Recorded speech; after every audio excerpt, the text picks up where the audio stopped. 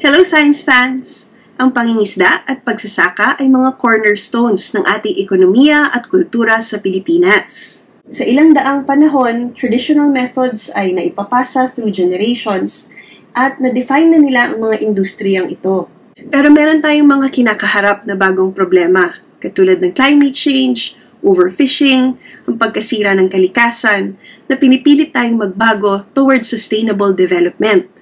Ang pagbalance ng traditional knowledge with technological innovations ay nagbibigay sa atin ng isang kakaibang pathway para ma-achieve ang goal na ito. Pero posible ba talaga na ma-preserve ang ating mga kultura at kinagisnan ng paraan ng pagsasaka at pangingisda habang binabalance ito sa mga teknolohiya para maka-achieve ng sustainability? Bago ko sagutin ang katanungan na ito, gusto ko munang mag-hi sa ating mga bagong manonood. Ako po si Shona and I'm your resident Filipina scientist. Isa po akong mananaliksik in the field of molecular ecology. And I've been working for almost 15 years to create technologies para makatulong sa ating mga mangingisda at magsasaka na maka-achieve ng sustainability. At isa rin po akong teacher at tinitrain po natin ang ating mga estudyante para mas maganda ang kanilang maging contribution sa Philippine economy. And Scientia is my science communication channel kung saan gusto ko pong mag-share ng mga bagay-bagay na ginagawa namin bilang mga scientists sa iba't ibang tao.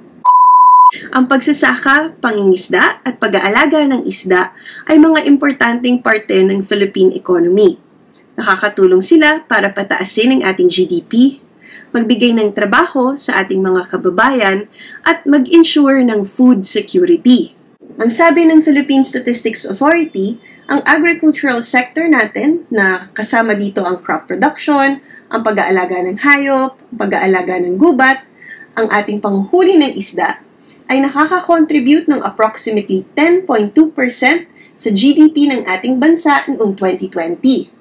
At kahit napakaraming hinaharap na problema ng mga industriyang ito, lalong-lalo na sa mga natural disasters at problema dahil sa climate change, isa pa rin ito sa mga drivers ng ating economic activity, lalong-lalo na sa mga probinsya.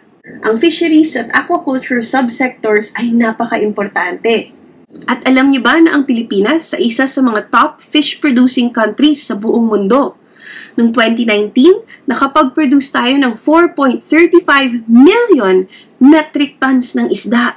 Kaya ang sector na ito ay isang significant source ng pagkain at protina para sa ating mga kababayan, pero nagsusuporta din ito ng kabuhayan ng milyong-milyong tao. In fact, according sa Bureau of Fisheries and Aquatic Resources o BIFAR, ang fisheries at aquaculture sector ay nagbibigay ng trabaho sa 1.9 million na kababayan natin dito sa Pilipinas.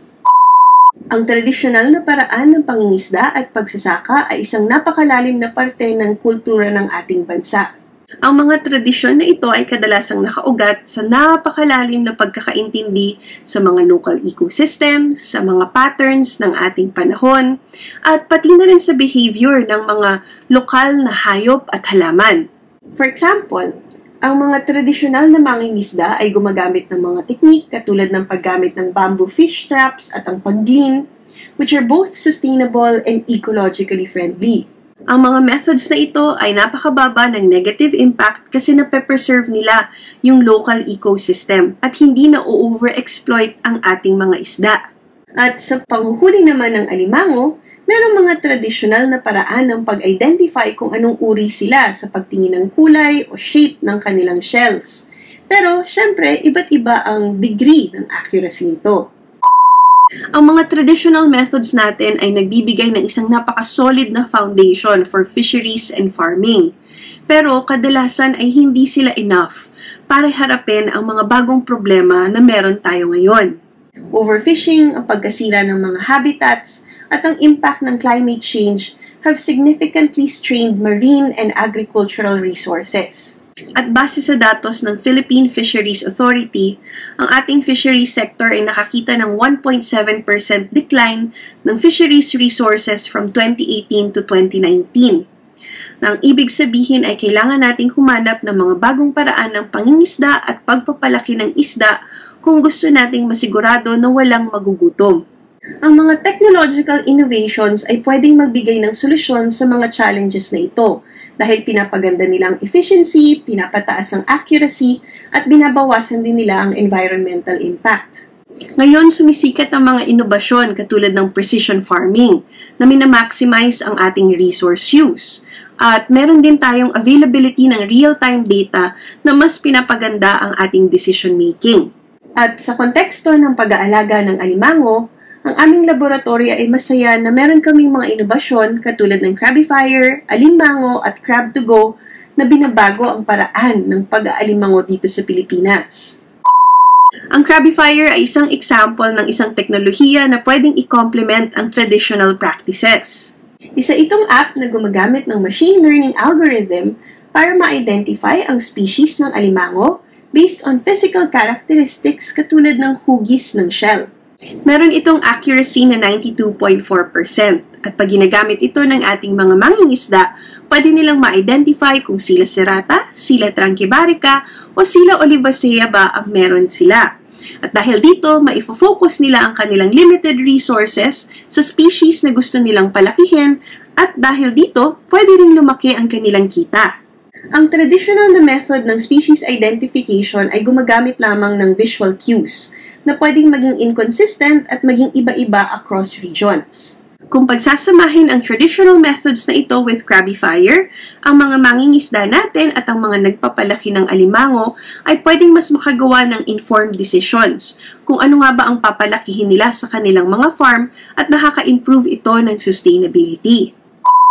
Ang isa pang innovation na meron kami ay Alimango, isang web app na minamatch ang crablets sa optimal environmental conditions para mas lumaki sila ng maayos. Itong matchmaking process na ito ay napaka-importante kasi pag ang crablets ay hindi nakapag-thrive sa environment kung saan sila pinapalaki, pwede silang mamatay. Ang alimango ay gumagamit ng mga impormasyon katulad ng init, alat, at asim ng tubig para malaman kung saan dapat manggaling ang mga alimango na papalakihin sa iba't ibang fish ponds na meron sa Pilipinas. Pinapalaki nito ang economic returns ng users pero nakaka-promote din siya ng sustainability by reducing the need for over-harvesting wild populations. Dinedevelop pa rin ang alimango para pataasin ang accuracy nito at nakadepende siya sa traditional knowledge ng ating mga volunteers dahil ang technique para makagather ng data na ginagamit namin ay citizen science. Dahil sino pa ba ang mas nakakakilala sa ating coastal communities kundi ang mga taong nakatira na dito ng matagal na panahon. At ang Crab2Go naman ay ang aming pinakabagong produkto na pinapakita ang balanse ng traditional knowledge at modern technology. Isa itong packaging system para sa pagbiyahe ng mga crablet na tinitrade between different regions. Based siya sa mga pangangailangan ng crablets para hindi sila mamatay habang bumabiyahe. Kunwari, ang traditional packaging ay kadalasan gumagamit ng mga recycled na cardboard, banana leaves, o kung ano pang mga material na available sa ating mga mangingisda. Ang Crab2Go ay gustong i-incorporate ang mga materials na ito pero i-enhance ang kanilang effectiveness by modeling the optimal conditions para mag-survive yung mga crablets, katulad ng humidity at temperature control. Ang integration ng traditional knowledge with technological innovations ay merong significant economic at environmental benefits. For example, ang mga farms na gumagamit ng Crabifier at Alimango ay nagre-report na tumataas ang kanilang kita by 10 to 25% at bumababa din ang kanilang resource use by as much as 30%. Ang ibig sabihin nito ay tumataas ang kanilang kita pero bumababa din ang pressures on natural resources. Naniniwala kami na pag nirespeto natin at in-incorporate ang traditional knowledge sa mga technological innovations na ginagawa natin, mas makakagawa tayo ng paraan sa Pilipinas para maka-achieve ng prosperous pero sustainable na kinabukasan para sa ating lahat. Ang approach na ito not only honors the past, pero ine-embrace din ito ang future, ensuring that our nation's rich natural resources are preserved and enhanced for the benefit of all. At alam niyo kung ano pang mas makakapagpaganda sa ganitong uri ng research? Ang gender equality at equity. At pwede kayong magsimulang mag-invest sa pag-aaral ng mga batang babae sa STEM to help achieve this dream. In-extend po namin ang fundraising para sa Scientia Thesis Grant hanggang August 1, 2024. Tulungan niyo po kaming tumulong pa sa mas maraming kabataan by sharing our fundraising links and channel.